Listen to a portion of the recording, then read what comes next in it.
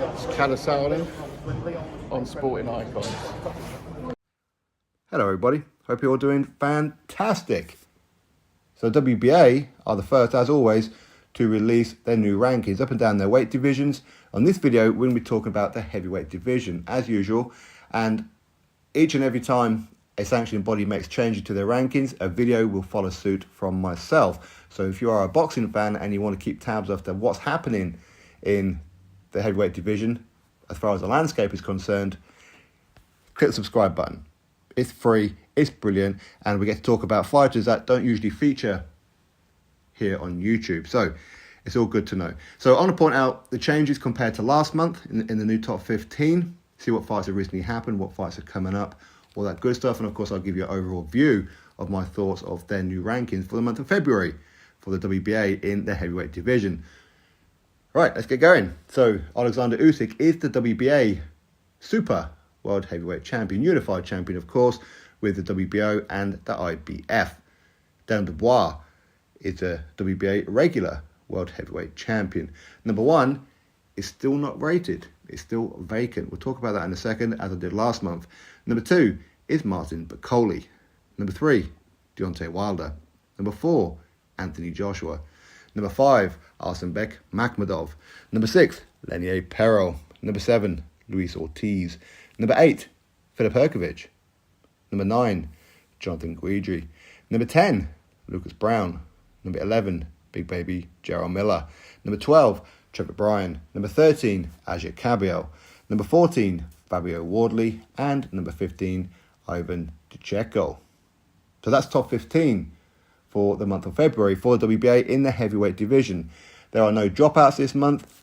Everybody who's in the top 15 last month is still in the top 15 for this month, but there has been a couple of changes. So we'll kick off with, I suppose the biggest change will be number 9, Jonathan Guidry. Now, he defeated Bermane Stiverne recently on points. Again, it's an all Don King fight, and any Don King fighter, will almost certainly be featuring somewhere in the WBA rankings. Bias much? I wonder. Anyway, so Jonathan Guidry, Don King fighter, defeated another Don King fighter, Bermane Stiverne. So that's what, 4 or 5 in a row Bermane Stiverne is now lost. Hard to believe that he got a WBA regular world heavyweight title shot not so long ago, right? But again, we all know about politics over that one. But Jonathan Guidry, he does have another good win on his record, if you like, against prospect 7-0, Deontay Scott, where he knocked out Deontay Scott. For those of you who follow the amateur scene, especially if you're American and follow the American amateur scene, you'll know that Deontay Scott was something that some people were saying could be something in the professional game. He started off very, very well. He went 7-0, come up against Jonathan Guidry. He was supposed to beat Jonathan Guidry, but he ended up getting himself knocked out. And to be honest with you, I think that was his gas tank. A little bit too overweight, I think, for poor Deontay Scott. But the one loss that Jonathan Guidry does have is against Trevor Bryan, where he lost that on a split decision.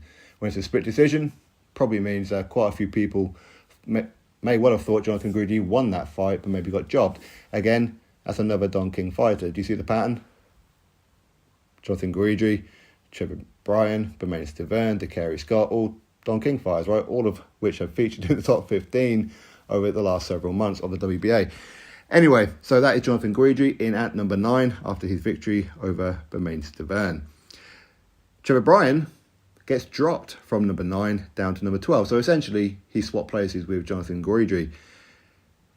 Trevor Bryan hasn't had a fight since he got knocked out by Daniel Dubois. When's he going to fight? We don't know. I mean, even as champion and even before that, he was very, very inactive. So I won't be surprised if we don't see him even this year. You never know with Trevor Bryan. For me, I don't think Trevor Bryan has earned a merit to be in the top 15 of any organisation. He hasn't, but we know why he's there. Don King bias. Anyway, so that's really the biggest changes. Now, the number 1 position is still vacant. Of course, what they're going to do is have a final eliminator to potentially fight for the WBA regular world heavyweight title. As we know, the WBA regular world heavyweight champion Daniel Dubois is set to take on Oleksandr Usyk. If, of course, the Tyson Fury Oleksandr Usyk fight doesn't happen for undisputed. If it does, then Dan Dubois will have to wait for the winner of that fight, or if they have a rematch, then the chances are that the winner of that fight will probably get stripped of the WBA title, and Dan Dubois will be elevated to full WBA super heavyweight world champion. So that would mean the number one position will soon need to be fulfilled to pick up that regular belt. Or, worst case scenario, a new mandatory. So currently, that's number 2, Martin Piccoli, and number 3, Deontay Wilder. Now, Deontay Wilder, he's going to be taking on Andy Ruiz Jr. for the WBC mandatory position, so we can pretty much wipe him out of any contention for the WBA. So that would mean number 2, Martin Piccoli, versus number 4, Anthony Joshua. Anyone be interested in that fight? Yes, of course we would. But Martin Piccoli, he is chasing Dan Dubois. He wants that Daniel Dubois fight. Anyway, speaking of Martin Piccoli, he doesn't have a fight penciled in. I don't know what's happening with him, to be honest. Really don't know. 1 minute he's over here in Scotland with Billy Nelson. The next minute he's back home in the Congo, and he's backwards and forwards here, there, and everywhere. He's doing everything but fighting. I don't know why. Is it a case of they can't tie him down to any kind of platform or to get in fights? I don't know what it is. Maybe he just wants a bit of time off since his victory over Tony Yoka. But I want to see him active this year. That was a great win over Tony Yoka. It should have been capitalised on, and it wasn't, unfortunately. Maybe it's a case of nobody wants to fight him. I don't know what it is. But hopefully Martin Piccoli will get some kind of platform and we get to see him in some decent fights. I'd love to see him take on Anthony Joshua. I'd love to see him take on a Joe Joyce and a Daniel Dubois, a Dillian White, all these kind of ones. I'd love to see what happens when he's in with those kind of guys. Okay, great victory over Tony Yoka, but let's see a little bit more of it. Number 10, Lucas Brown versus number 11, Big Baby Jarrell Miller. That fight has been made. It will take place in Dubai on March the 18th. That will be the headline. It's a hardcore boxing presentation kind of event. Anyway, I don't really know who they are on the undercard. Some of you may well do. But either way, Big Baby Jarrell Miller versus Lucas Brown. That's an interesting fight. It is a very interesting fight, actually, because both of them are at a bit of a crossroads in their career. They are. Lucas Brown, obviously, he still wants some big fights. He wants to try and make as much money as he possibly can, especially after he defeated Junior Farr as well. He was supposed to take on Manuel Charr. I forget what that was. Was that in Dubai as well?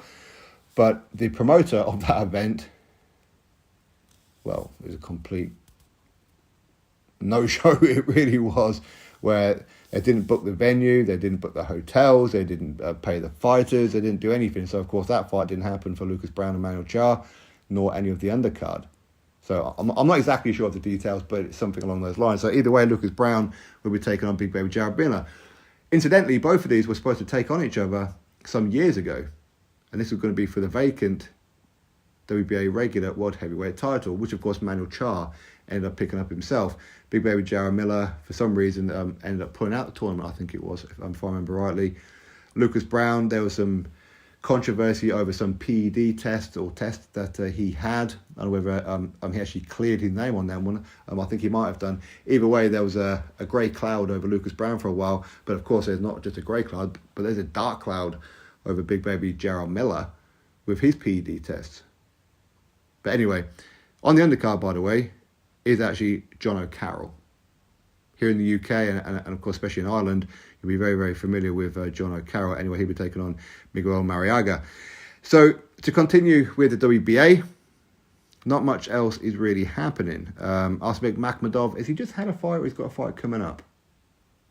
Not sure. I know he took on that German fellow. Is he German? Is it Wallach, I think his name was.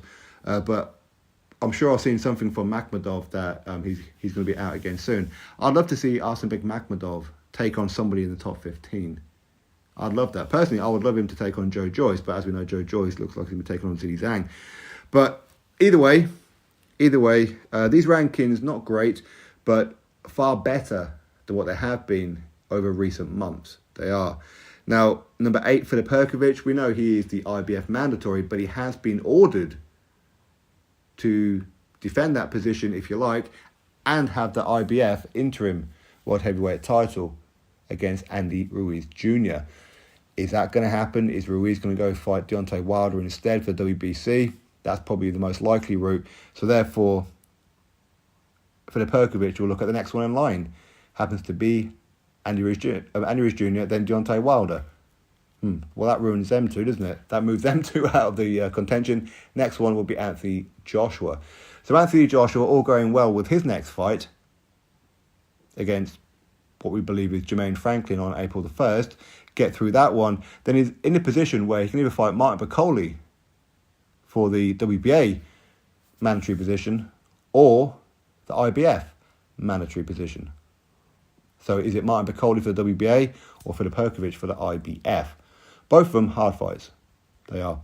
Anyway, that's about it from me. Obviously, we're still waiting on the WBA champion Oleksandr Usyk. What's happening with the whole Tyson Fury undisputed fight? We seem to be waiting around for a long time. But let's see what happens. Drop your thoughts below. Click thumbs up, subscribe. And I'll catch you all on the next video.